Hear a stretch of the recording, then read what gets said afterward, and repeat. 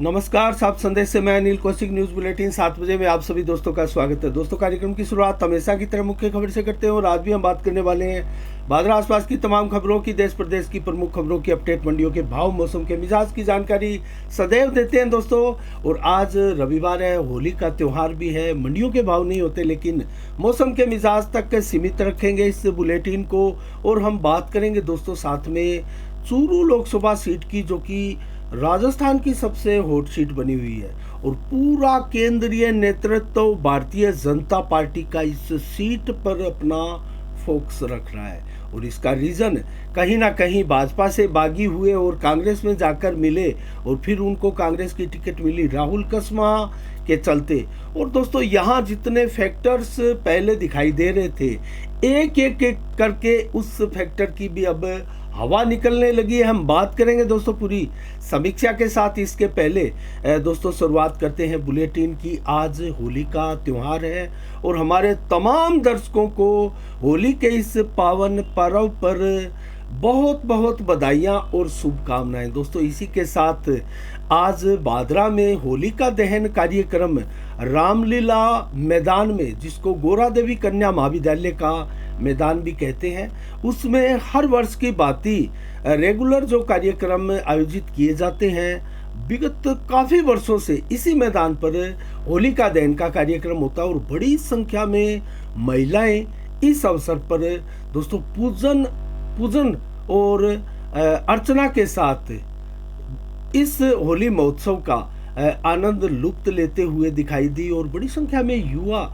ऐसा नहीं है कि पुरुष भी वहाँ कम थे, लेकिन महिलाओं की संख्या यहाँ बहुत ज़्यादा दिखाई दी। जो होली का मैदान था उसमें होलिका दहन का समय जो है 7:15 बजे का रखा गया है। आप ये समाचार देख रहे हैं, उस समय होलिका दहन कार्यक्रम वहाँ चल रहा है और बड़ी संख्या में लोग वहाँ मौजूद हैं। और नगर पालिका की तरफ से दोस्तों ये कार्यक्रम हर वर्ष की तरह आयोजित किया जाता है और इस बार भी चेयरमैन बलवंत सैनी वहाँ इस कार्यक्रम के तहत मौजूद रहे। बड़े कस्बे के गणमान्य जन भी इस अवसर पर मौजूद रहे।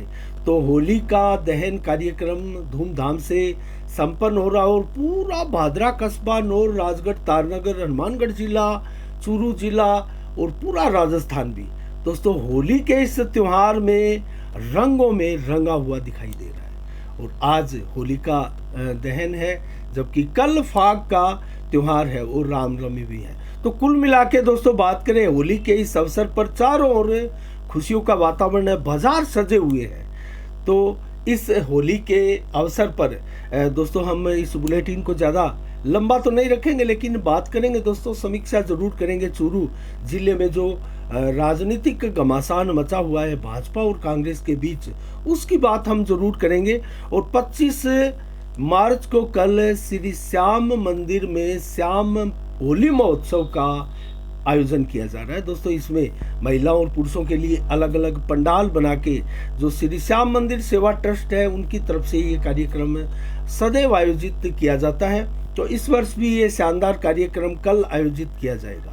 इसके अलावा बात करें दोस्तों, आज भादरा में 13 पंथ भवन पहुंचे मुनि डॉक्टर अमृत कुमार जी। और ये बहुत महान जैन समुदाय के बहुत प्रसिद्ध मुनि हैं। और दोस्तों, जैन सितंबर 13 पंथ धर्म संघ के ये 11वें अधिशास्ता आचार्य, जिसको महाश्रवण के नाम से जाने जाते हैं, उनके शिष्य है, जो कि मुनि डॉक्टर अमृत कुमार है। और 1 महीने तक भादरा के प्रवास पर ये रहने वाले हैं। तो इस अवसर पर विभिन्न धार्मिक कार्यक्रम भी आयोजित किए जाएंगे।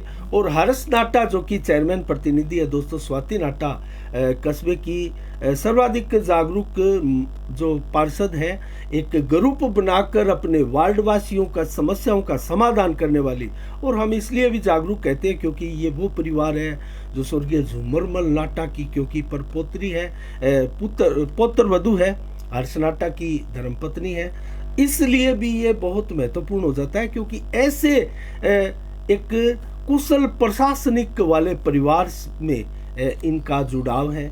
तो स्वाति नाटा भी यहाँ उपस्थित रही इस कार्यक्रम में, क्योंकि आज ये मुनि डॉक्टर अमृत कुमार जो है वो नोहर रोड से भादरा में प्रवेश किए। दोस्तों बड़ी संख्या में जैन समुदाय के लोग, इनको मानने वाले लोग जो है इस अवसर पर मौजूद रहे और बाजार से होते हुए ये तेरापंथ भवन भादरा में पहुंचे। 1 महीने का यहाँ प्रवास है। मैंने आपको बताया यहाँ कई कार्यक्रम आयोजित होंगे। हर्ष नाटा ने हमें पूरी जानकारी देते हुए बताया कि डॉक्टर अमृत कुमार जो है वो उन्हीं के सानिध्य में आगामी 21 अप्रैल को जो महावीर जयंती का कार्यक्रम है वो भी इन्हीं के मार्गदर्शन में और सानिध्य में संपूर्ण होने वाला है।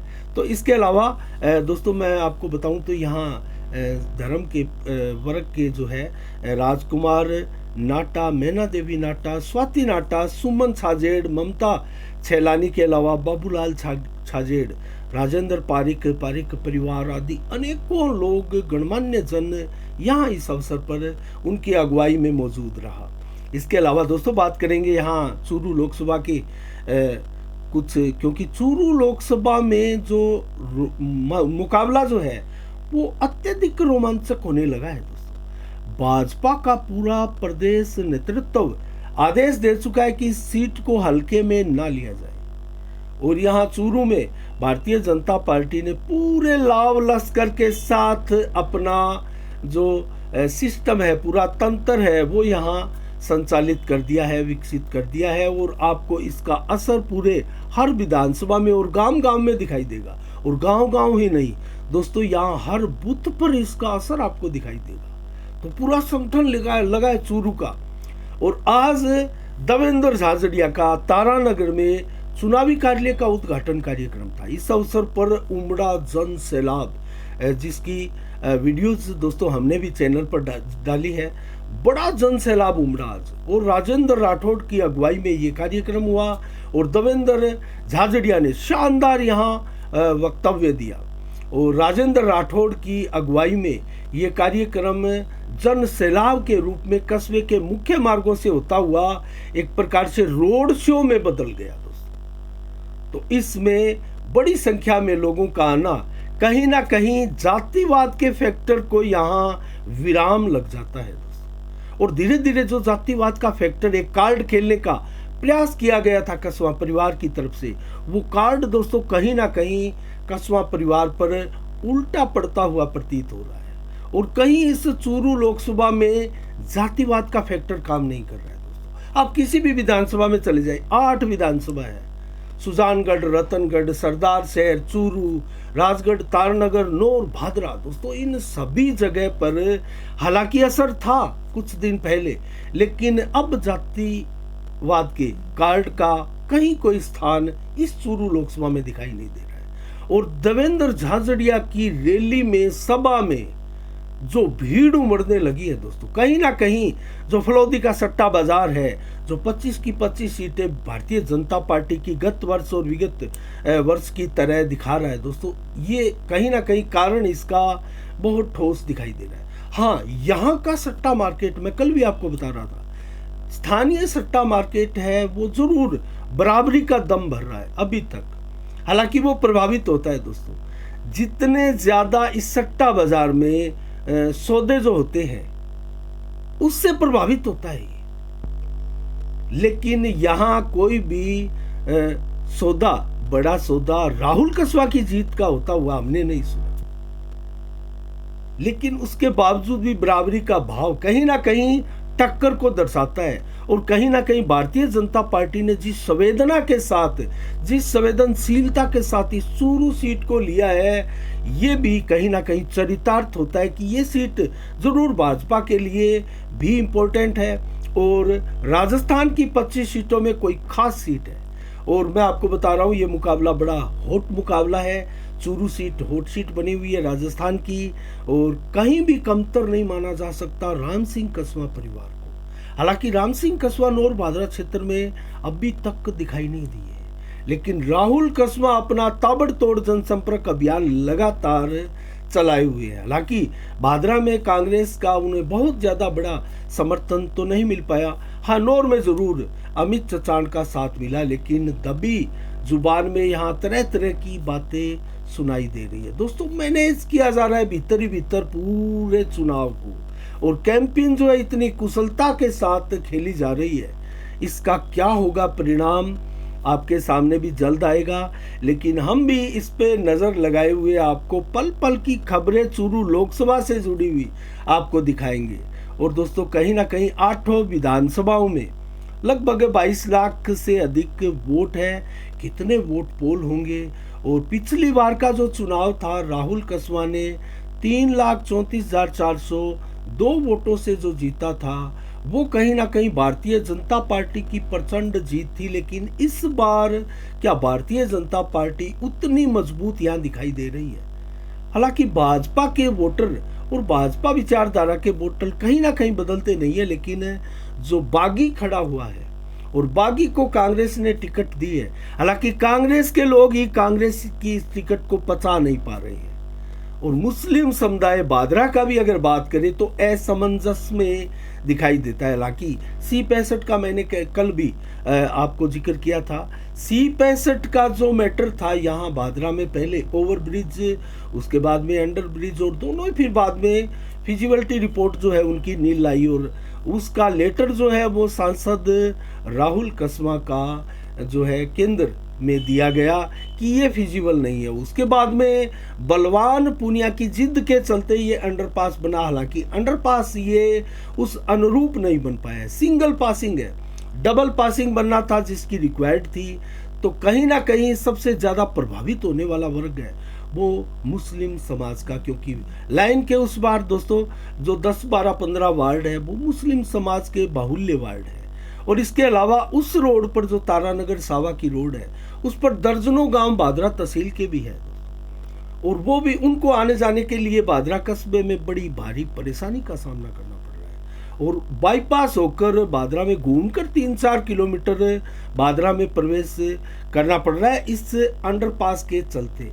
तो इसकी राजनीति में कहीं ना कहीं मुख्य जो अवरोधकर्ता जो है मुस्लिम समाज के लोग जो है वो कहीं ना कहीं दयानंद खोखेवाला और राम सिंह कस्वा परिवार को मानता आया है।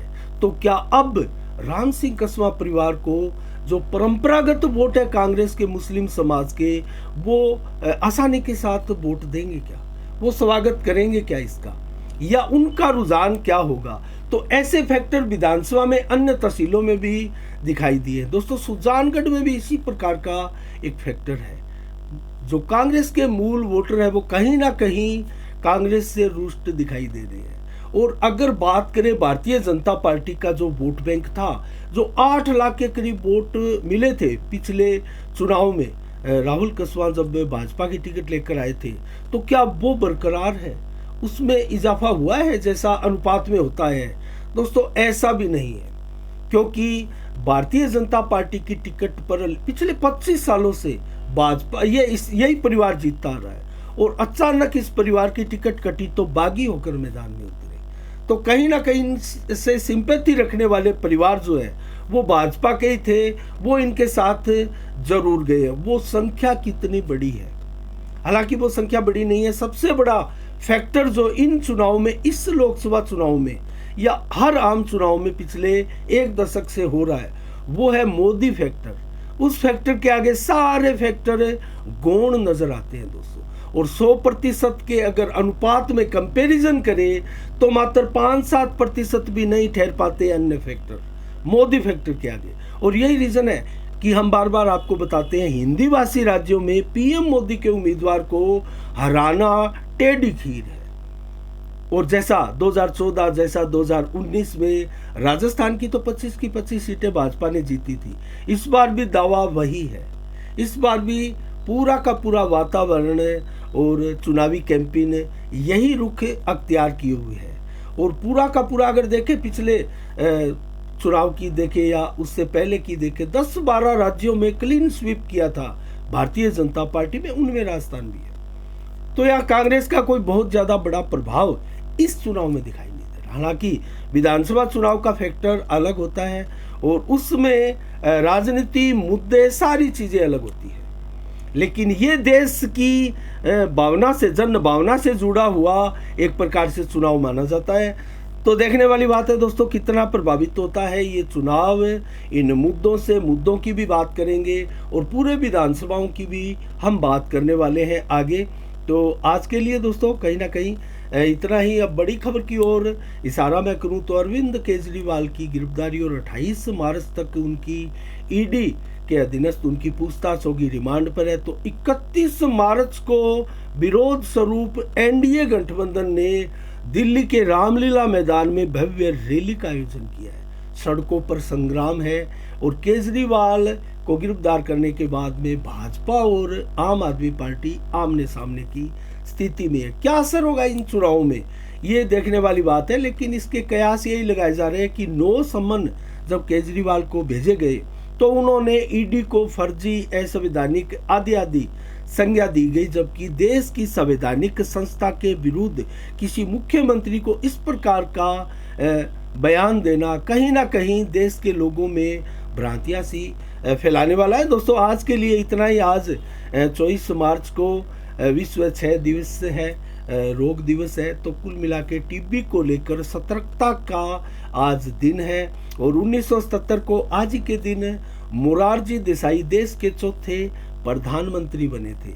इसके अलावा मौसम का मिजाज मैं आपको बताऊं तो आज मैक्सिमम 34-35 डिग्री टेम्परेचर रहा। देर शाम को 27 से 31 डिग्री टेम्परेचर आज रहा। 4 से 7 किलोमीटर की रफ्तार से हवाएं आज चली। लगभग 50% बादल आसमान में छाए रहे। तो 25 मार्च को कल होली के दिन ही कैसा रहेगा मौसम, 22 से 31 डिग्री दिन में, जबकि 33 से 35 डिग्री टेम्परेचर हाईएस्ट कल रहेगा दोपहर को, और 29 से 33 डिग्री देर शाम को, जबकि 4 से 18 किलोमीटर की रफ्तार से हवाएं चलने वाली है। हवाएं चलेगी, आपको हवा का सुखद एहसास होगा इस प्रचंड गर्मी में। और रात्रि को भी 23 से 25 डिग्री टेम्परेचर, दोपहर रात्रि को 12 बजे तक 11 से 14 किलोमीटर की रफ्तार से हवाएं, और रात्रि को मौसम साफ होगा कल।